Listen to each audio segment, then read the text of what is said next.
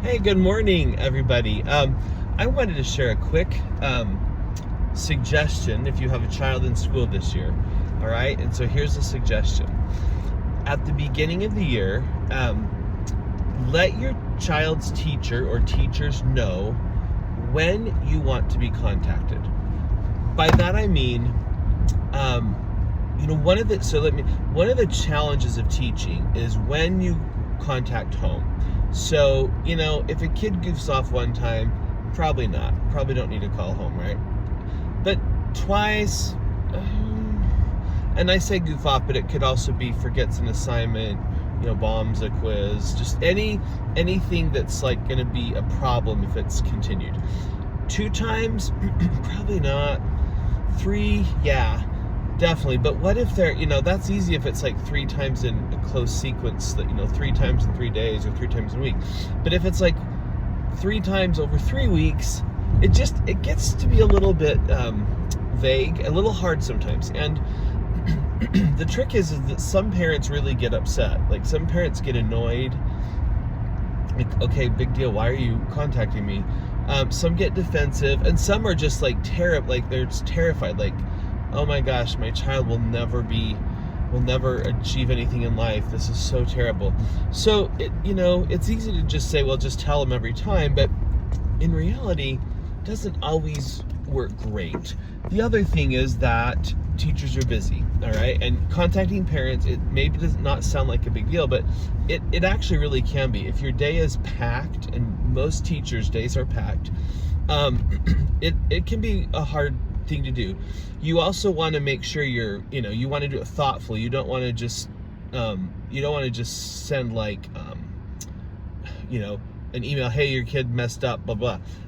That's the parents can have questions. Like, you have to do this in a thoughtful way. You have to be ready to receive questions, even if the parent's like, oh wow, so sorry, help me like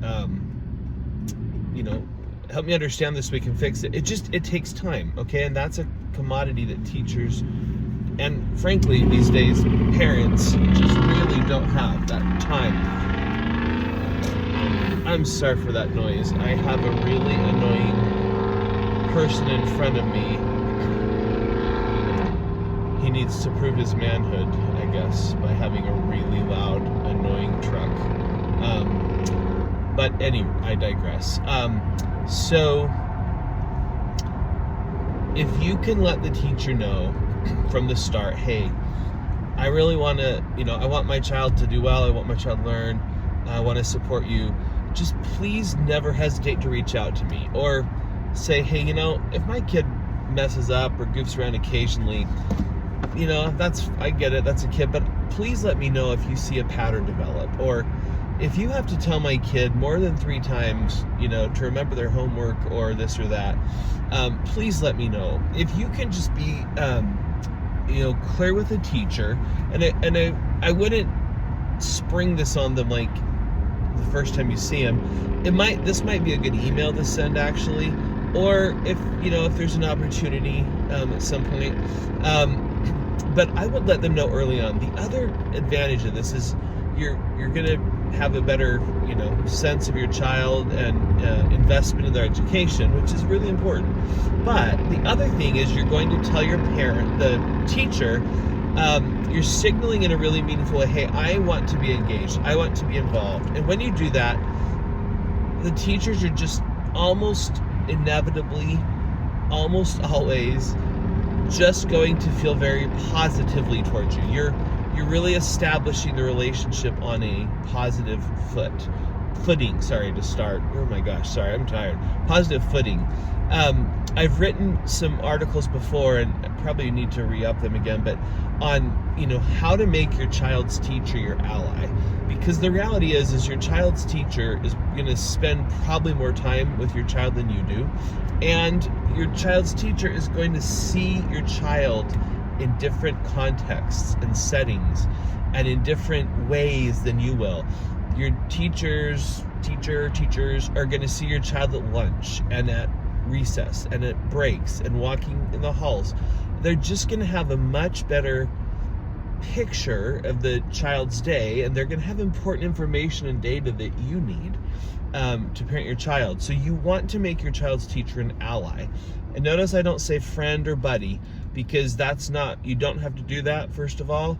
And it's generally not going to happen, you'll be buddies, but you can be allies because you're both working for the same thing. So anyway, one of the real important ways is to just, contact them early on, start building that relationship. So just an email, or if there's a moment at like a back to school night kind of thing, that kind of thing. But do be sensitive, because sometimes it looks like back to school night or orientation things like the teachers are really tightly booked. Like, they have like 6 minutes to do their spiel, and then you're supposed to rotate to another class or whatever. Just kind of read the room a little and be respectful of the time. Make sure you're not like keeping them from something where they're supposed to be. But if you'll do this one thing, I think it will help you have a great relationship with your child's teacher. And I also think it will really help you help your child and be involved. Now, then, here's the corollary is, should you do this, which I encourage you to do, and should you invite this, you need to be ready to give information, all right? And you need to understand your child is going to do dumb things, and they're going to make mistakes, and they're going to be times when they're going to be mean, they're going to be thoughtless, they're going to be immature, and that's okay. It's not a reflection on your parenting, all right? It's because they are kids, and they are by definition immature, all right? Even mature kids are still immature. And honestly, I've really come to believe most kids are not mature. Some of them are good at presenting that way. It's another talk for another time. But you're going to hear about behaviors you don't see at home, but that's okay. Don't be skeptical just because you don't see it at home. At home they're not with their buddies all the time, right? You're not trying to talk to them in a focused way when they're in a class full of whatever, 20 or 30 other kids.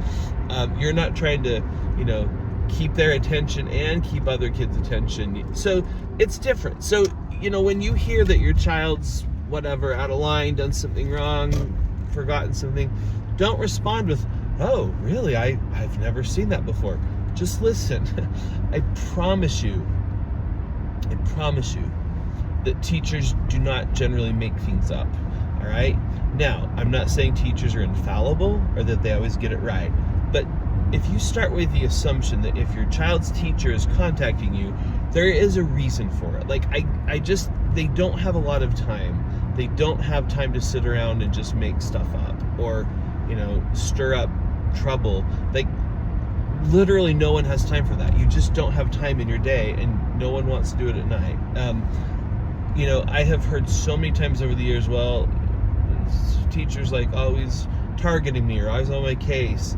And I can't say that doesn't happen, right? Like, teachers are human, and not all teachers are great teachers. I'll acknowledge that. But if you just have to trust me, if you lived in a classroom and watched, you would realize that kids are almost always, the natural thing is for them to be off task. And it is a constant, you have to constantly expend energy, and you have to plan and think and structure and change on the fly to try to get them to do what they should be doing. All right? It's a constant thing. And even the best teachers, you're always thinking about this. So just understand that they don't always, they're generally not going to just go with the flow and do what they're being asked to do. Usually that requires a lot of effort and reminders, and they're not always aware that they're not doing it. All right, I've had kids I've watched before. I've watched a child, turn around and elbow another kid, and then when I call them out on it, they will look me straight in the face, look me in the eye, and say they didn't do it. And I don't think they're always lying. Like, I don't even think they're lying. I think sometimes they're not even aware of it. It's like they're just not thinking. I think sometimes they are afraid of getting in trouble, and so they convince themselves that they didn't do it. But I watched it. It's like there's literally no question in my mind that this happened. So, assume that there's something going on, and the teacher's telling you the truth. Now, if over time that doesn't appear to be warranted, then you can make some adjustments. But start with that presumption, okay? Just teachers are not going to just, generally speaking, all right, make stuff up. And I've heard people who say they do, and everyone in the school knows that this child was, all kinds of difficult things, was a huge behavior problem or huge academic problem or whatever, and that doesn't make the child a bad child. But it's just very rare that when you hear someone say, "Oh, I always get blamed. This teacher only ever watches me." It's just almost never true. Just think physically about the setup of a classroom. A teacher is standing in front, they're watching everyone. All right, now very quickly, you have to do some triage. So, you're constantly scanning for signs of disengagement, and you try to catch them early on, and you try to redirect, and you try to make sure that things don't get to the point where someone's actually misbehaving or acting out. But you can't always do that. Sometimes you can't catch it. Sometimes a child is just particularly defiant or whatever. Anyway, all that to say, be open to the fact that your child is going to make mistakes, and that is not a reflection on your parenting. The fact that your child is going to be unkind sometimes doesn't mean that you haven't taught them to be kind. It's that we teach them to be kind, and they still make mistakes. Adults still make mistakes, and that they'll need to be corrected. Or the fact that you saw them studying doesn't mean that they actually did well on the test, or any number of things. Be open to the fact that your child is immature, and that they need shaping to help them mature and reach their full potential. And that's what school can do for you, and that's what teachers can help with. Again, just so I'm clear, not infallible, but I think I really believe that the instances of a teacher just making stuff up or being unfairly targeting someone, I just don't think that happens as much as people think it does, because the incentives for a teacher doing that are very, very minimal. The rewards are not there, and the cost of that, the all that they're going to have to deal with is huge. So it's just not something that happens a lot. If it does, then you need to deal with that. I've written about that also, how to deal with problems before your child's school. But let's just focus on this. So anyway, be ready. Contact your teacher. Let them know, hey, I really, I expect my child to do well in school and behave. And so will you please let me know if more than 3 times goes by, or the first, whatever it is you want to know, let your child's teacher know that. And then be ready to hear the feedback. And then if your parent's spidey senses start tingling and something feels wrong or off later, then that's a whole nother thing to deal with. And that's not kind of in the parameters of what I want to talk about today. I hope that helps. I really believe this will help you, though, in a lot of ways, and most of all, it will help your child. It will align efforts at home and efforts at school to help your child be the best they can.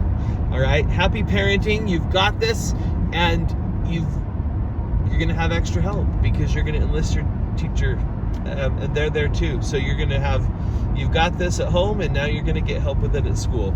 Happy parenting. Bye-bye.